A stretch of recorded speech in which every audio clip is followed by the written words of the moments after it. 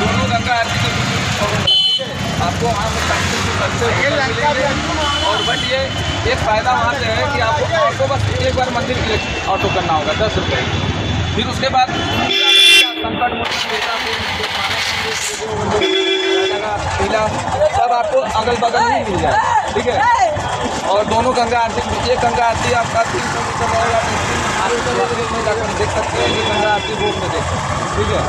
और बट कोई दिक्कत या कोई तकलीफ हो तो आप हमको कॉल कर सकते हैं, मैं बराबर हाजिर रहता हूँ। तो आप मेरे सर्विस के देखते हुए आप लोग को कैसा लग रहा है ये बता दीजिए भैया लोग को।